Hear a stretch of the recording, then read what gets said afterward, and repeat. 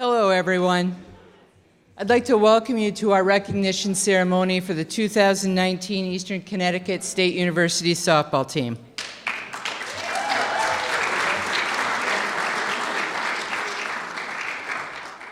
Before we start, I'd like to welcome our special guests, President of Eastern, Dr. Elsa Nunez, and Chief of Staff of the Connecticut State Colleges and University System, Alice Pritchard. They'll share thoughts with you soon.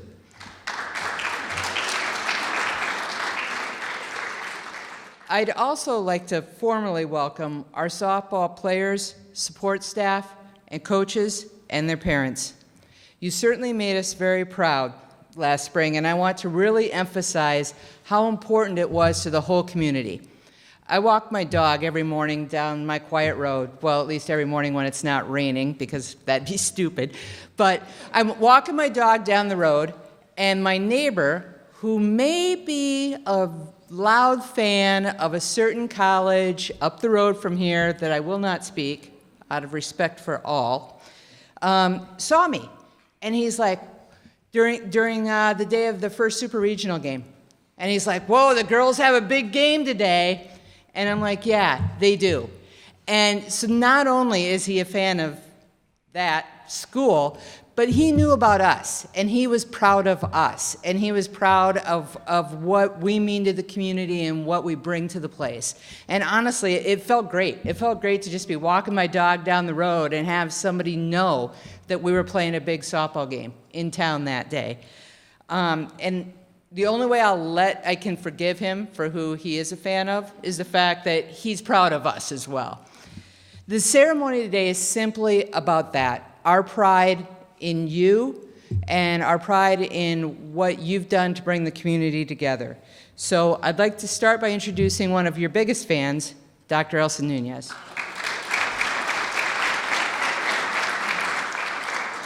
Thank you. Let me begin by saying hello to everybody and thanking you for coming this afternoon. I'm so proud of the turnout and so excited to congratulate, I can't say my favorite team. Everybody else would get mad at me, so I have to say one of my favorite teams. But before I do that, I want to just acknowledge two people that are here with us this afternoon from the system office. And Lee Appleby is the Director of Communication. Why don't you stand up and give a wave for the system office? And Lee's on top of everything, and you can be sure he's going to get your picture somewhere in Connecticut, some big picture. And then, of course, Lori already introduced Dr. Alice Pritchard, who's the Chief of Staff for President Ojakian. But I want to say a word and invite her to come and give greetings and comments to the group. But I wanted to say to you that there's a person in the system office always doing the work, the hard work, and we appreciate that, and it's usually the president and the chief of staff. But Alice is very special. Alice is actually from Eastern Connecticut and is really, really proud of being from Eastern Connecticut. There's no one who doesn't know Alice in Eastern Connecticut. She was on the Soup Kitchen board. She has been in women actions groups. She's been at the top of her game advocating on issues of social justice. It goes very deep in her core values of who she is as a woman. And so I want to just thank Alice for her advocacy for us here at not just Eastern, but in this eastern area of Connecticut, and thank her for all the hard work that she does on behalf of the students of the system. So we welcome you, Alice, and we're very proud that you took the time to drive a whole 50 minutes to come to Eastern.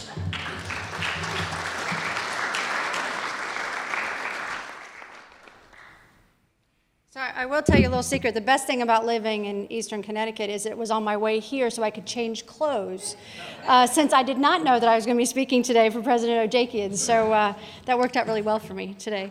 And I am an Eastern Connecticut person, and thank you, Elsa, for recognizing that. Willimantic holds a very special place in my heart and in my stomach when I come down to eat here on a regular basis as well. So President Ojakian, unfortunately, could not be here today. He was sick, and I thought you did not want to shake hands with him when we saw him this morning. But I do want to read a letter from him. I know it's a little dry to read to you, but I do want to share his thoughts with you since he couldn't be here in person today. So if you will put up with me for a minute, I'd like to read those. So he wrote a letter today, which we'll leave with your athletic director, offering his sincere congratulations to all the players, last year's and this year's alike, to the staff, to the coaches, to the athletic directors, and to President Nunez on the highly successful 2019 season. Last year's team was one of those rare teams in sports that started the season out unheralded and underrated, and throughout the course of the schedule proved themselves to be formidable competitors.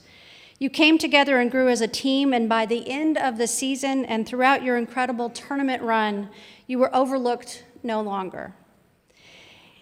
Eastern has a storied softball legacy with 5 national championships and 14 regional championships. Today, one thing is abundantly clear. Eastern softball is back, and the prospects for this coming season and beyond are bright. He's very confident that you'll build upon last year's success on the diamond, but just as importantly, you'll grow as a team together through your shared experiences. It is clear that the softball program's excellence also extends to life outside the diamond. He was proud to learn that 9 members of the softball team, enough to field a full team, qualified to the Little East Conference Spring All-Academic Team. It's that kind of commitment to both athletics and to academics that truly sets this team apart. So on behalf of the Board of Regents for Higher Education, he sends his congratulations again on a successful 2019 season and best wishes for 2020. Thank you.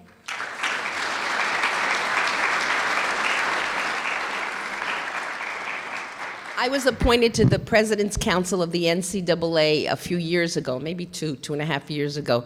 And as soon as I got to the council, my very first meeting, people started to say to me, "You are so lucky, you are so lucky. You don't know how lucky you are. You've just hit a home run." And I said, "Oh, okay, thank you." And it was person after person congratulating me on hiring Lori Runksmeyer as the athletic director. She has an impeccable reputation at the national level. She was on the management council of the NCAA for a long time and has been a consultant and advisor to many other athletic directors in the country. And I think what distinguishes her from so many other people is that she is always about the students.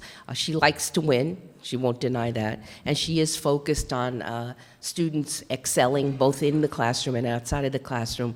But she is very much committed to the welfare of the students. And so I want to thank Lori for her leadership in the athletics division.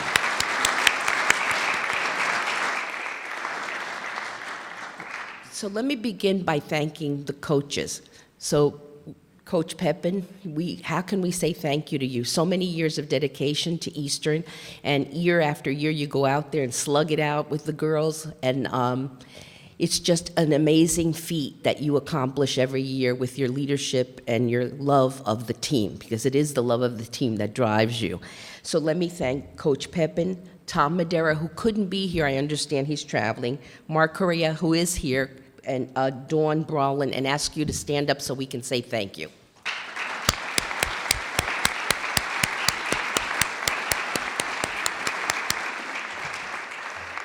And I think you would say we've got a super team just in the coaching staff. It's an incredible team, and thank you. My hat goes off to the 4 of you for all that you do. I want to thank Congressman Courtney for allowing Morgan to check in a little late for her military duty, and if it wasn't for his intervention, I don't think we could have pulled that off. So thank you to the congressman, and when you see him, please tell him how much we appreciate it, what he did for Eastern. So I go to the games and I start screaming, and then I remember I'm president and I have to be nice and I can't scream things at the other team. But the Little East Conference, you took the title, and it was an amazing set of games. And as Alice said, you came from behind and ended up winning the Little East Conference. The NCAA Regional, and here's the, isn't that a fantastic trophy? Was an incredible experience for all of us. We were so proud that we got that far, and we watched the games with great enthusiasm and pride. And we were just so excited to get to that point, and thankful that you got us to that point. And then you went to Texas and kick butt, as they said. In Texas, you were up against the first seed, number one seed, the second seed, and then you came in third. But it was a great accomplishment to reach the national level and to play so well. You were an exemplary team there, and you really, really showed off the best of Eastern.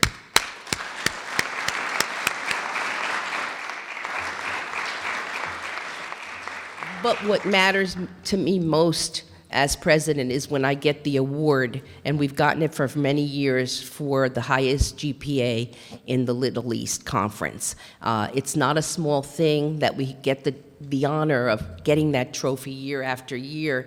And it is a distinct pleasure for me always to receive it and to say that we here at Eastern have student scholars. They're student scholar first and then athlete second. You may want to flip that, and that's okay with me, but you're here to get an education first, and we believe that we are providing you with a first-class liberal arts education that will take you far. But we know that you've earned everything while you've been here at Eastern, because all of you have been exemplary students, and some of you work also. So you're working, you're on the team, and you're getting great grades and doing all that you can to be the best athlete and student at Eastern. We are very proud of each of you, and let me tell you, people are talking about Eastern because of all that you've done. Thank you.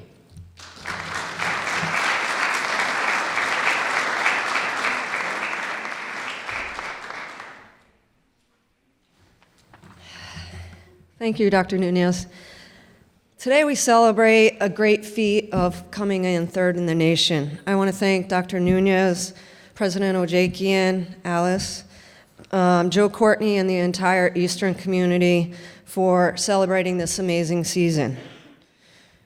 It's really important to also thank the coaches who really do put in a lot of hours off the field to get the team ready. And Mark Correa has been with us 2 years now and really stepped up a positive force to help me and help the team be successful, as well as Coach Brolin and Tom Madera, who are really our motivators and caretakers and everything else that we need them to do. So thank you very much, coaches. The amazing team's journey started in the fall of 2018. We named the softball field Clyde Washburn Field, dedicating it to a man we loved and admired, the game he loved and the players he loved, and loved Eastern Connecticut. We celebrated Coach's legacy and will always appreciate and pass on his lessons, his vision, and his determination to mold every athlete to be the best that they can be. We will never forget Coach Washburn, Coach Clyde's impact on the game of softball and the Eastern community. During the fall season, the team performed better than I expected. Many of you know we had 3 losing seasons, and everybody was asking me, how are you going to do this year? And I'm like, I think we're going to do pretty well, but I was really optimistic. So the fall season, we performed extremely well, and I knew that we were on to better things. The veterans led the way with commitment, leadership, and enthusiasm to achieve the goal of winning 17 games, right, ladies? That's what our goal was originally, 17 games. So we had a goals meeting, and the year before, we went 15, 16. They were like, well, 17's a good number, isn't it? I'm like, are you kidding me? So I'm like, well, if that's what they really want to do, but ultimately, we do want to get back to the NCAA tournament. So that was our goal, to get back to the NCAA tournament, and we did accomplish that goal. So we started the season 7-3 in Florida. It was a great trip, one of our best trips in many years. The team had the competitive drive to never give up, to fight in every single victory and every single game. We always talk about the process, the win philosophy, what's important now, and the team was buying in and showing great progress. One specific game against the University of New England was the turning point in Florida. We were ahead by 2 runs in the 7th inning, and we unfortunately gave up 2 runs in the 7th inning to push the game to extra innings. We showed our resilience by coming in the 8th with freshman Brooke Matazowski, or Matasavage as we like to call her, we capped a 5-run outburst in the top of the 8th Brooke had a 3-run home run to lead the way. So I won't go through all our trials and tribulations through the season. We'll fast forward through the regular season and another turning point. We had to overcome adversity. We lost our starting pitcher, Morgan Bolduc, to a hamstring injury, and then many more injuries. We had pulled hamstring, a dislocated shoulder, a broken ankle. I got the flu in Florida, and we figured out how to gel as a unit. The team fought through this adversity, the doubts and challenges that make a cohesive and unstoppable team. Key players began to step up. Morgan Sanson, Haley Cardillo, Jackie Arndt, as our pitching staff became a fist and were very committed to helping the team be successful while Morgan rehabbed her injury. I think the biggest turning point was the doubleheader against Plymouth State. We went up there, we lost 2 games, and I basically told them after the game, you guys have to figure out what you want to do. Do you want to play for the seniors? Do you want to play for a championship? Because we had the talent, it was more that we weren't putting it all together. And so I gave them assignment, I know, I'm also a teacher, so they had an assignment of why they were committed to Eastern softball and what their role was on the team moving forward for postseason. And they did that, and I think that's what helped us propel to the next level. So after Plymouth, we came back and we started getting ready for the Lilies Conference tournament. We outscored opponents 20-0. Morgan pitched every game. Not only that, Morgan Sanson and Haley, Grace, and Angela were in the bullpen constantly, ready to go in any given situation, and they were locked in if they were going to come up and help Morgan and the rest of the team perform to win the Lilies Conference tournament. But that accomplishment in of itself was astounding. Then we were off to the regionals at Tufts. Tufts has 3 national championships, and we knew it was going to be a challenge to beat them as the #1 seed. Well, fortunately for us, we won all those games, beat WPI, beat Tufts again, and we're on to the Super Regionals. Not knowing where we were going to go or who was going to host, we put into host, and we know we have a great field, and the maintenance grounds people, John Wiley, Dan, everybody did an amazing job of getting the field ready, and we greatly appreciate that. So we were off to the Super Regionals hosting Rowan and Rowan University. And we all know what happened from there. We competed, we got clutch hits, and we just killed it to go on to finish up and go on to Texas. I'm reading off script, so sorry. I just want to say that we had a lot of support from the university. Coach Ham and his baseball players helped us with the field and concessions, so thank you, Coach Ham. The parents and the community did an outstanding job hosting the Super Regionals. Every single member of the team was a crucial part in our march to Texas Tyler. We celebrated and then waited to hear if we would be traveling with our All-American pitcher. Morgan was scheduled to leave for basic training on the following Monday, that was May 20th, and we had just won on the 18th, so little leeway up in the air, we didn't know what was going on.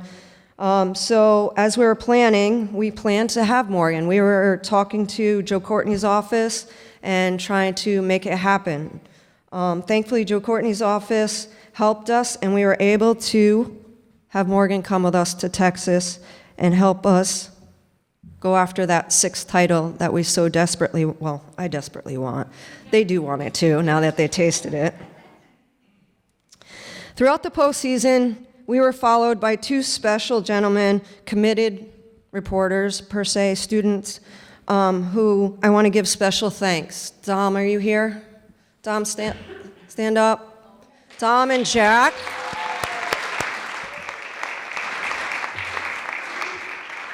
They captured our amazing season, which you'll see in a little bit.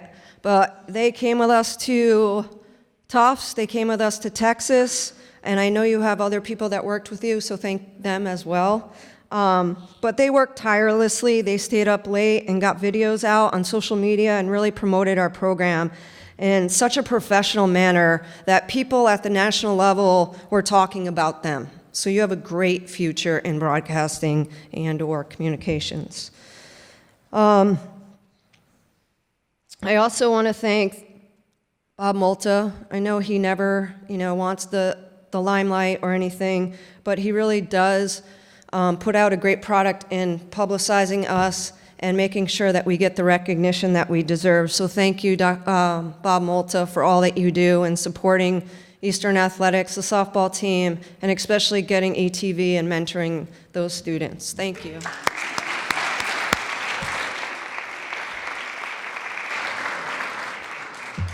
So as I'm reflecting back, I realize it does really take a village to orchestrate a successful season.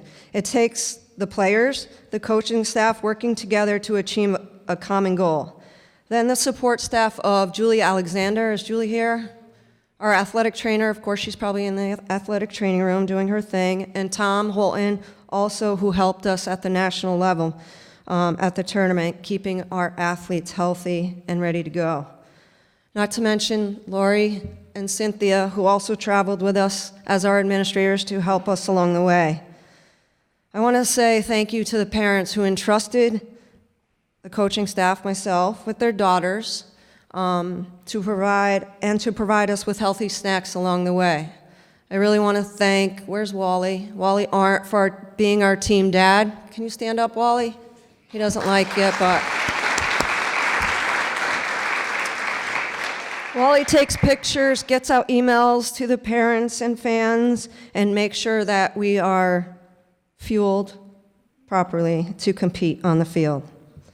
But above everything else, it takes a committed group of student athletes who care about each other, never quit, juggle their schedules, and give the best they have every day for a successful season.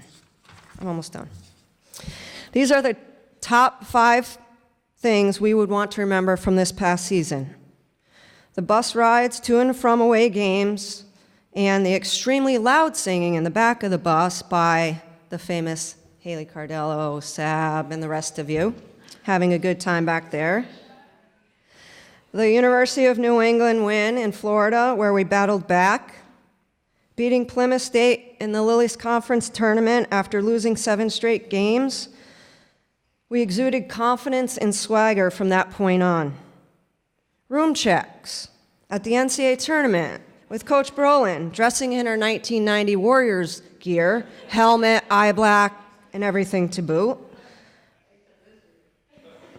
Coaching staff wearing flashy shorts to motivate the team in Texas, and then the big dog pile to celebrate the Rowan victory on our home field to go on to Texas. The laughter, the tears, the losses, and the victories, but most of all, the memory of doing something with a group of ladies that no one expected, coming in 3rd in the nation, fighting every pitch to prove that we belong there. Thank you for all your support, and what a journey it was. We appreciate everyone being here. Thank you.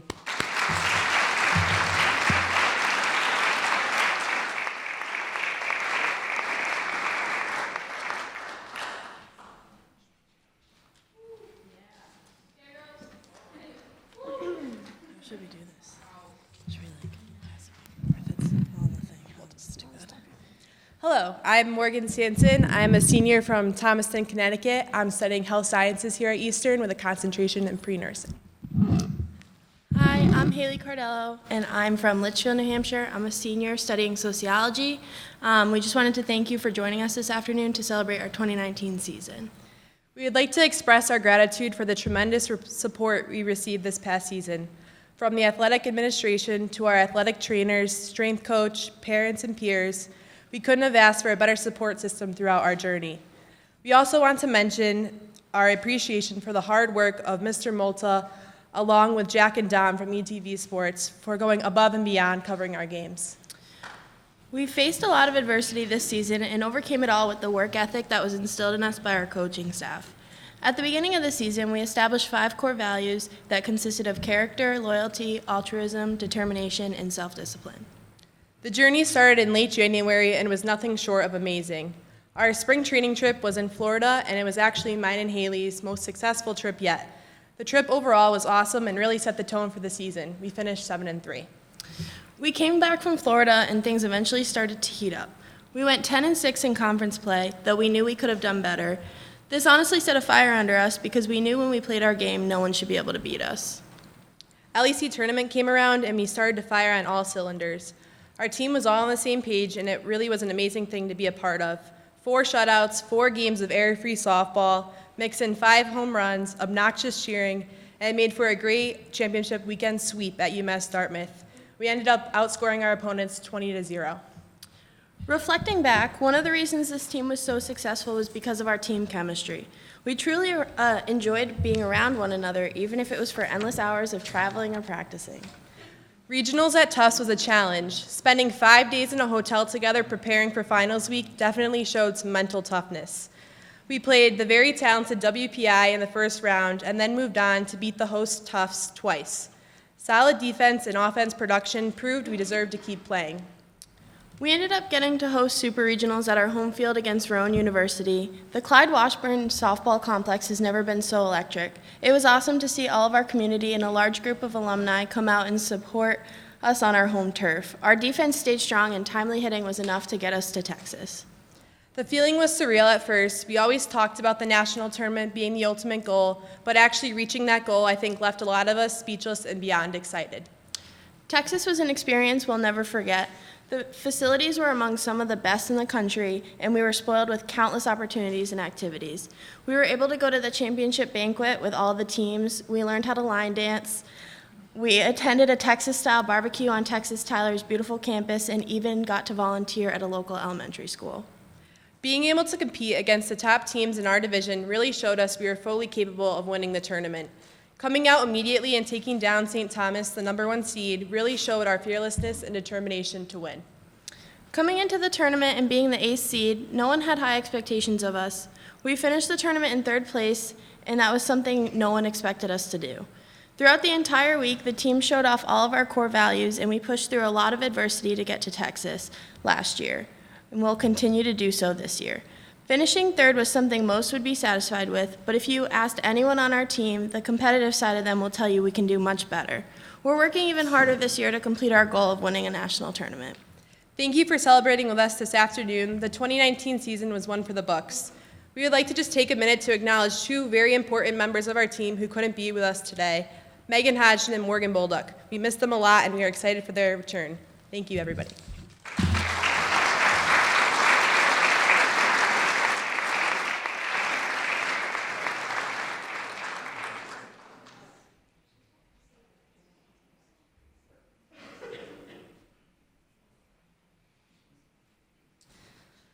I just want to take a special a moment to thank our seniors. They came back for this, and Callie Duthry, who played for 4 years, want to stand up, Callie? Is now on to grad school, outfielder.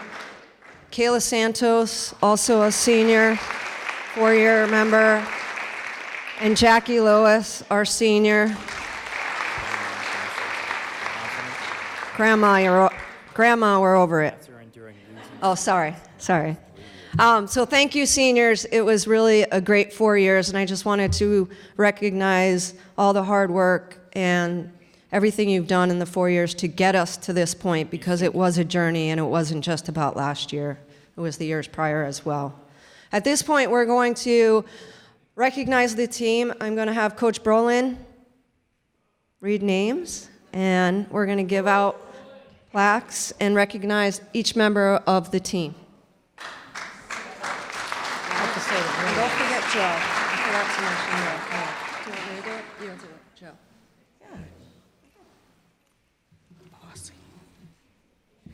You ready? We are. All right. #1, Grace Leone. Oh, I can say that.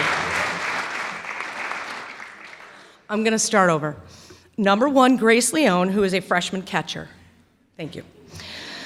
Number 2, Sarah Pisanelli, now a senior infielder shortstop extraordinaire. Number 3, Callie Duthry, left fielder, graduated onto real life.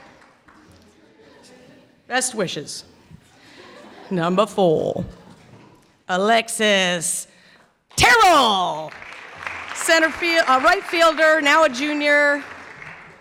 I said her last name right, even though I didn't want to.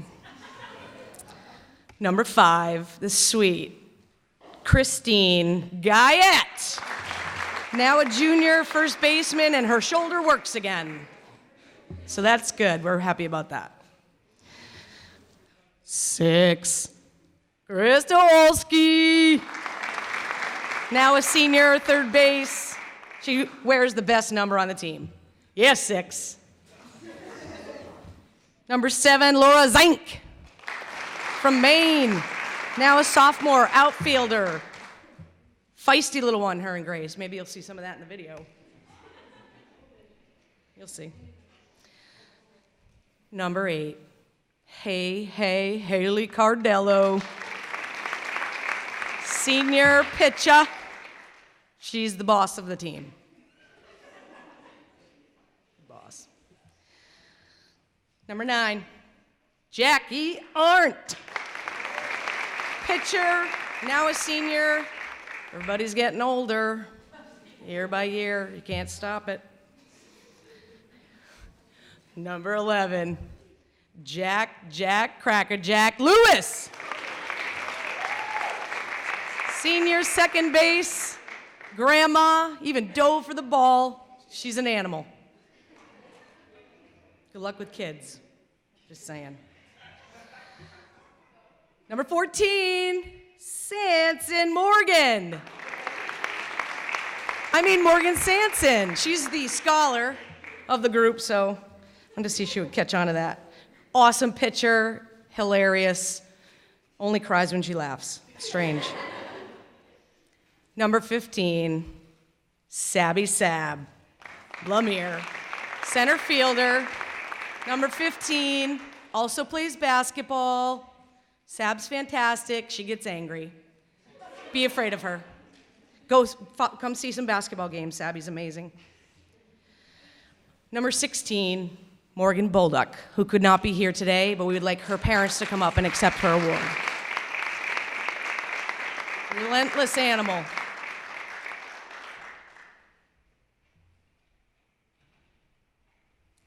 I'm sure Morgan is entertaining the troops. Pretty sure. I hope she's pitching to the guys and having them try to hit the ball, because they definitely won't be able to. But that's what I'm thinking. She's gonna be a junior. I'm just talking to myself while you guys are doing that. It's cool. Number 17, Kayla Santos. KK. Kayla Santos can make a video in 2 seconds. I don't understand it. She does it quickly, and she's amazing. Graduated real life. Number 18, Angela Rodriguez. Angela got to go in at third base at the national tournament. Hi, Ange. There's no crying in softball. Number 22, Camden Maroney. Outfielder, mostly says she's pretty, but then Sabby's pretty, but then she's prettier, and Sarah, quiet. Number 24, Caitlin Mills. Now a sophomore. She'll maybe do surgery on you one day. She's gonna be a doctor. She's ready to go. Adorable. Also plays that ball thing with the ball there. Anyway, number 28, Kat DeVolve.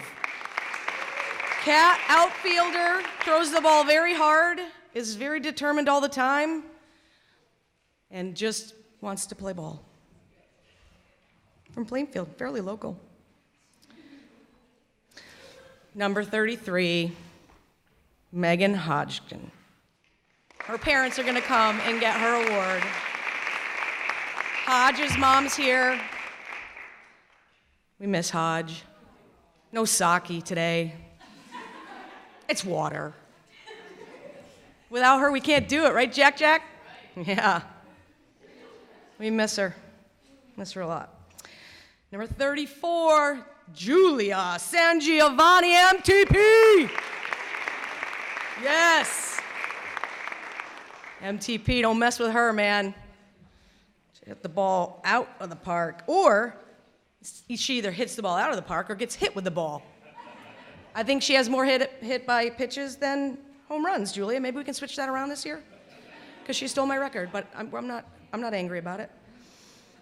Number 42, Brooke Matasavage. Now a sophomore, talks a lot. Can't get her to be quiet.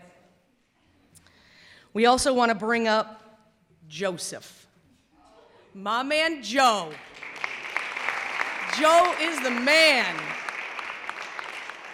These ladies, Joe's a sophomore. These ladies actually listen to him. And they're older than he is, most of them. And it's awesome. Well, not you, Sarah. Let's be real. So Tom Madera, who couldn't be here, unfortunately, Coach Tom. And let's say also, you know I had to throw it in there, Mark Correa, my man Mark, Master Mark, that's what we call him. Okay, that's our secret. Coach Mark is absolutely amazing. We didn't really get to talk a lot about him, but boy, he knows how to hit. He knows how to hit. He knows how to teach them how to hit. He tries to be like the level-headed person. We don't let that happen, but Coach Mark's pretty amazing. So fun. We also want to thank Madison, I don't think she's here, who was doing our statistics and stuff, and she always made sure I knew how many outs there were and who was up next, and I mean, she was really awesome. So Maddie's not here, I wish she was, but we'll thank Maddie especially for what she did for the team. A little out of order, but it's all good. I guess you, Coach Pepin, we appreciate you. Maybe I could say a couple words real quick. Real quick. So I just want to say that I really appreciated being able to work with Coach Pepin. We played on the 1990 national tournament team together, so I know a lot of really good stories about her that I do share once in a while. But what I will say is that she's definitely committed to these kids, and I have so much respect for her knowledge of the game. She really does know the game like I never thought she knew anything about the game, but I learned she did. And I'm really excited about that. But I'm honored, that, Coach Pepin, that you allowed me to be a part of your team and experience these amazing kids. So, Coach Pepin. That's it. Go, buddy. I won't tell any stories about Coach Brolin, but Coach Brolin can get her plaque and so forth. But thank you, Coach Brolin.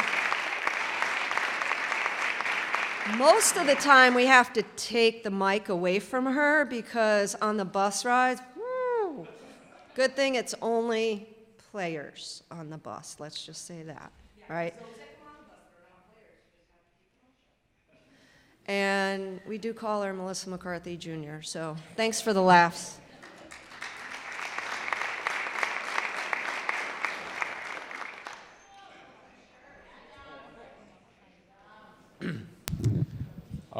Okay, so real quick, this is a video that Jack did the most work for. He put this together over the summer. He was here all summer, week after week, hours after hour in the editing lab.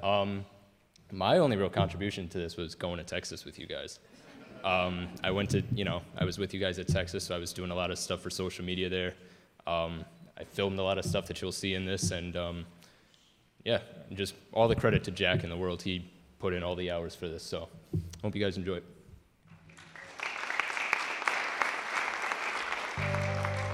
Eastern Connecticut came into the 2019 season confident and with something to prove. After enduring losing seasons in the past 3 years, the Warriors thought this one would be something special. My expectations going into this year was something that was going to be special. I knew that we had a lot of talent, It was going to be about putting it together and everybody accepting their role. My expectations coming into this year were actually surprisingly high with the morale that we had from the last season. Although we still went 70-22, we still had a very tight together team, and I could see that grow stronger. So I knew that we'd be able to kind of pull together with whatever. We came into the season knowing the talent that we had. In the fall, we had a great fall season.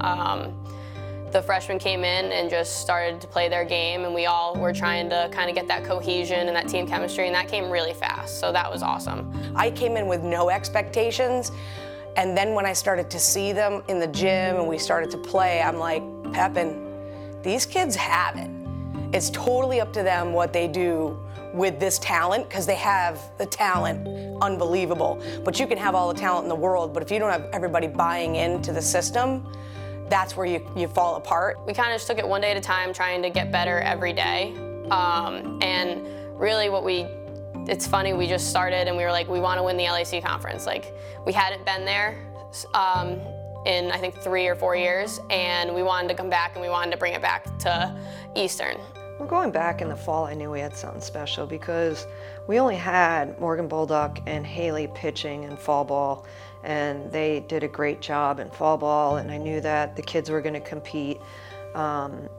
So I was really optimistic with fall ball, and then heading into the Florida trip, I tried to create a schedule that was competitive, but yet at the same token, gave us some confidence, and I think it did that. One, we've never really come back from Florida with a winning record, and no matter who was put in at any time, anyone was ready, no one got down, everyone just showed up, and I think that was the biggest factor to our success throughout the whole season, and it started in Florida. This year in Florida, we actually won more games than the past 3 years combined. So that was a very great trip to Florida just in general. We all had a ton of fun, and when I saw that we were 7-3, it was the best start we've had in my 4 years here. So I was kind of shell-shocked by it and thinking we could do very great things with this team. We saw a lot of potential, and that everyone starting to buy in and just playing for each other and having a lot of fun. I feel like we were very tense other years, and once we got the first win on it with us, we just kind of kept rolling with it and just played our game. We came back, we scored, I don't even remember how many runs it was against University of New England. We came back in the last inning, ended up going into extras and won it. So that right there was a game that I think none of us will ever forget because of kind of how it went. And I think from there, we knew that we could do a lot more than maybe we had in the past years, and that we could really have a successful season. Off the wall, Megan Hodgson has won it for her team. Eastern Connecticut wins Game 1 of the Lilies Conference doubleheader. Going into the final weekend of the regular season, Eastern was 25-9 overall and 10-2 in conference play. With a sweep of Plymouth State, they would lock up the #1 seed and host the Little East Conference tournament for the first time since 2015. But a field that lingered a curse over this Warriors team in the past came back to haunt them again. As Plymouth State picked up an 8-3 victory over the Warriors in game #1 earlier this afternoon. I swear that field is cursed or something for us. We tend to play very tense at Plymouth. I don't know what it is, the field, just the atmosphere, I don't know. It's cursed. Swear to God, it's cursed. I don't know why. Bolduc, as she gave up 8 runs. The craziest stuff happens. We saw more errors in that doubleheader. And 3 errors on the defensive end for her fellow fielders. Swung on and missed, strike 3. And the Panthers' hopes for a #1 seed stay alive as they sweep the Warriors here with a final score of 6-3 in game #2. I just remember going out to left field after the doubleheader and saying, look guys, this is on you. We can't do any more for you. You guys got to want it.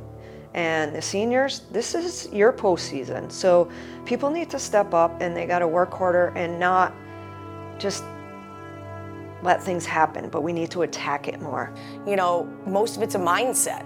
Can you fight through tough times? Can you lose a doubleheader to Plymouth, which is like makes us all want to throw up? But you lose a doubleheader against Plymouth, and I knew that was the deciding factor. If the kids came back to the LECs and they were determined, and they were together, that I knew we were going to win the whole thing. I remember I was very frustrated after that game, and I think a lot of us felt like we weren't on the same page after that game.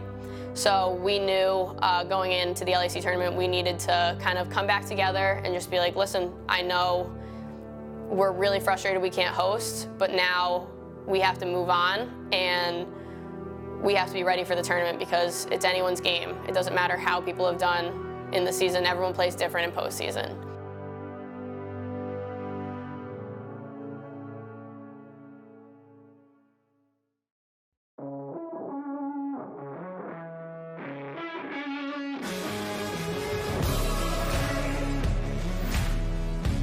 Going into the tournament, we were very confident. We were angry, we were ready to just play, and we just wanted to bring it home. This is not another drill. I refuse to be another number now, never staying down, this is something real. We were kind of over not getting the regular season at that point. We were just focused on being tournament champions because we didn't want it to end and we wanted to stay for as long as we could because we knew we could beat every single team in that tournament. It would be hard.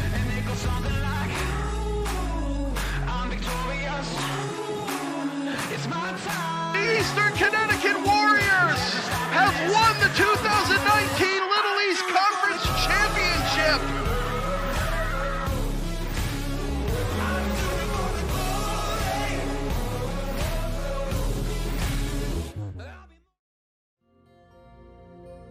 Eastern Connecticut was back in the NCAA tournament for the first time since 2015.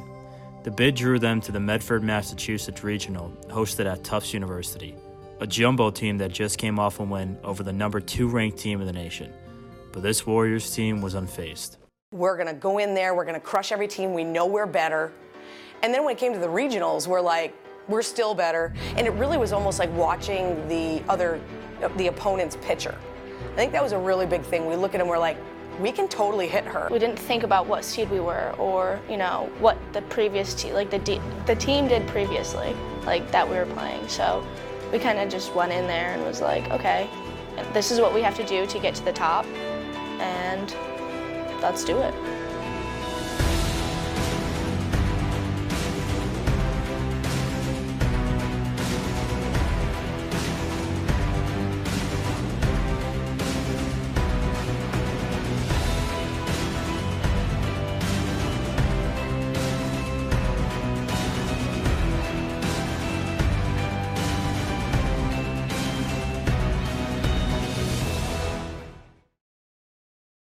Eastern Connecticut punched their ticket to the NCAA Super Regional, a best-of-3 series and 2 wins away from the national championship.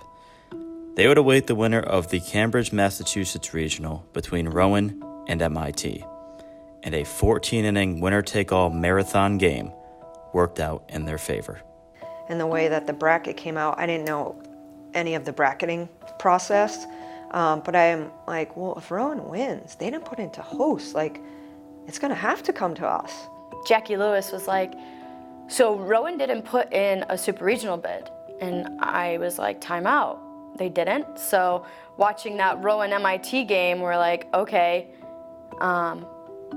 we want Rowan to win so we can host. We had just won the regional and we were all on the bus. We were talking for a while and then it started to get quiet because I think everyone was on their phones watching this game. And I know I got home, I showered as quick as I could. I went over and watched it with some of my teammates. So that was crazy because we were all like texting. We were watching it on the bus ride home as much as we could. And then like when we got off the bus, because it was such a long game, we're like, we have a Snapchat group chat and we're like, oh my God, like it's still going. Like this is what's happening, blah, blah, blah, blah. Of course, it was the longest game ever. So it was just, we didn't know it was gonna happen. And it was one of those on something that we can't control. So we were just kind of in the edge of our seats like, please, like I hope this works. Grounded, this one will be close, at short, throw to first, game over! and the Rowan Profs survive 7-6. They move on to the Super Regionals. And so to be able to play a few more times on that field was awesome.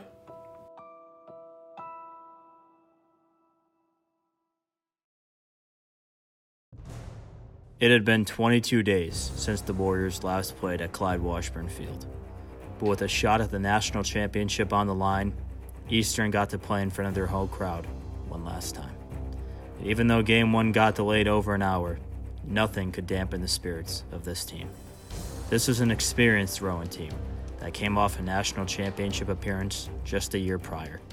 With timely hitting from Jackie Lewis and Sarah Pizzanelli, Eastern stole Game 1 2-1. But Game 2 was a different story, and even though Eastern got on the board first, this Profs team was relentless and got to Bolduc in the top of the 6th. Here's the 2-1. Driven into deep left field, sending 2-3 back, and it's gone. Morgan Zaid, a 2-run shot over the Clyde Washburn Field sign in left field. I'm like, okay, I think it was like 0-2. And I always tell Morgan swing zone pitches, and I had her throw a rise ball because on the scouting report it says chases rise, and she had chased before. But it was a little too flat of a rise, and she got a hold of it, and it was 2-1. I'm like, oh. I knew it was hit perfectly, and we kind of just brought it in after, and I was like, listen, like, all of us were on the same page. Me and Hodge were like, that doesn't mean anything. Like, it's one run. We've scored a lot more runs like in an inning before. We just came in and no one really seemed too fazed by it. I think everyone knew that we could still come out on top, and we just put our bats together and nothing changed. Like, we just played the way we were playing. We weren't, like, oh my God, they just scored 2 runs. What are we gonna do? We kind of just went out there and was like, all right, let's answer back. From Lauren Shannon. Changes speeds and misses high for ball 4. Megan Hodgson, a great at-bat, and the inning continues as the bases are now loaded. Kim Wilson decided to go with Dee Domenico, who threw 100 pitches less than 24 hours ago, with Morgan Bolduc coming to the plate. Once they were making the pitching change to Diamonico, and I'm like, look, you know what she's gonna throw, so just be ready and attack your pitch. So I was actually on the plane, and I told the plane, you cannot take off until this inning is over.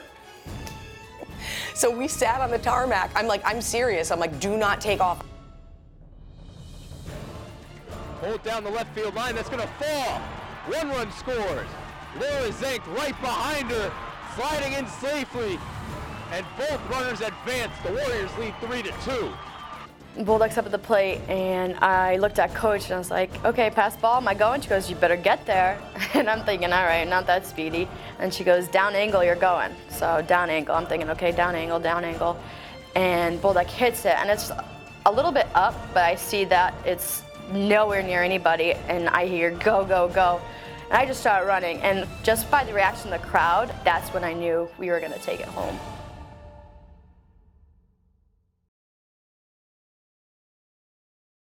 Eastern Connecticut is now 3 outs away from Texas. 1-2. Rip to second, a nice stop by Lewis on the short hop. And that's the first out of the inning. 2-2 pitch. Check swing, did she go? Yes, she did, strike 3. 2 outs in the inning. Rowan University now down to their final out. Here's her 2-1. Ripped into right field. Terrell loses her footing, and it's over her head into the corner. Anderson rounds first and pulls into second base. And she's got a 2-out double. And the Profs are not done yet. I was more worried about Anderson than I was about Jessie, because I know Anderson is got a lot more pop on her bat. The 0-1. As soon as that ball was hit in the air and it was anywhere in the outfield that one of us was going to catch it. We were already hovering towards the 2 exits. The game was over, and we had it. and Eastern Connecticut is going to Texas. A 3-2 victory in Game 2 of the NCAA Super Regional. They dogpiled on, the pitcher's mound, and Coach Correa and I just hugged, and Tom was there, and then, Maddie came in, and the coaching staff just kind of was like, yes, we did it. We're going to Texas.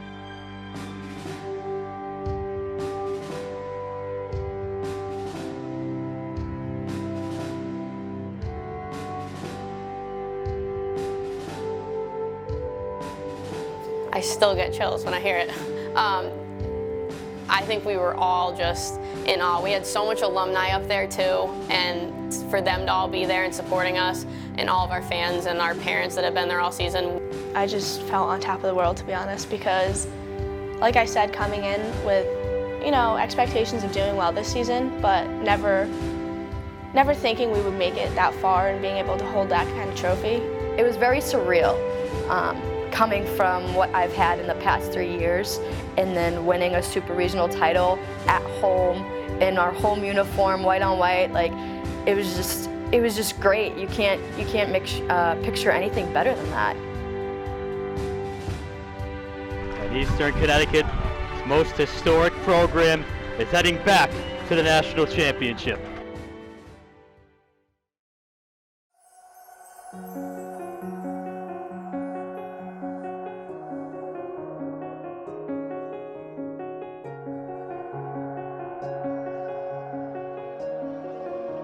It took a while to sink in. We were talking about it for the few days leading up to it, and we're like, guys, we're going to Texas. And getting on the bus, we're like, we're going to Texas. And then we're on the plane and we're like, okay, cool, we're going. And then we get there and it's like, oh my God, we're here. We made it, and it really hit. You can't underestimate a little team from Willimantic. I mean, you don't see it a lot of these teams going that far. You usually do to see those Texas teams and those teams from other places, but we didn't mind being the underdog. I'm not gonna lie, when we got to the national championship, it really hit us when we got our hotel room keys. You get our hotel room key, and it was literally the championship logo. You didn't get the Holiday Inn tag, you got NCAA, Texas Tyler, softball, national championship. That's when it really hit us. Seeing how wonderful those facilities are, and just seeing kind of the setup of it with all of the staff around and all of that, it was something I don't think anyone on this team will ever forget. It's something so different and nothing like you've ever seen it before.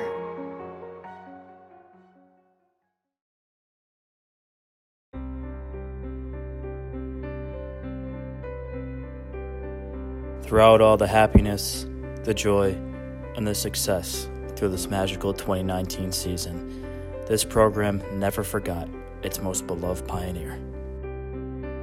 He's always been an inspiration to our team, and myself and the other two seniors were lucky enough, and some of the other upperclassmen were able to meet him, and so we kind of just allowed the team to know what it was like, what he was like, and some of the things that he told us, and I think it factored into our game a lot because we were playing for him, and Cynthia was there, like you said, and we wanted to keep the legacy going. So I think that we just, did what we could to keep his name alive. So we named the field in the fall after him, and I think that a lot of us knew a lot about him before, but the freshmen didn't, and I think that really showed everyone how important he really was to this program, with how many people showed up, what people had to say about him, and I think that just shows how important he is to Eastern softball, because without him, Eastern softball wouldn't be where it is today. And we wear our win bracelets that say, live by the sword, die by the sword. So something that we can look at while we're playing every day, or just whatever we're doing, and kind of remember it. And Coach will quote him with a bunch of other stuff and tell the stories about him that she knows. And I think we wanted to do this for him as well. I think we know that he would have been there if he were to still be with us. So I think he was definitely always in the back of our minds. Coach would always put CW in the dirt before games, so he was always there with us, and just in the back of our minds he would love to be seeing this. Like, let's show them what Eastern softball is about and kind of bring it back to Willimantic and him. Well, at first it was a lot of pressure because you didn't want to let Coach Washburn down or my coach, Jeff Anderson, and the legacy of this program. And I put a lot of pressure on myself to get back to that point too soon. And to be where we are right now and competing at the national level, I mean, it's just the pride in the program and what Eastern softball is all about. When I was here was, you know, one game at a time and playing your heart out.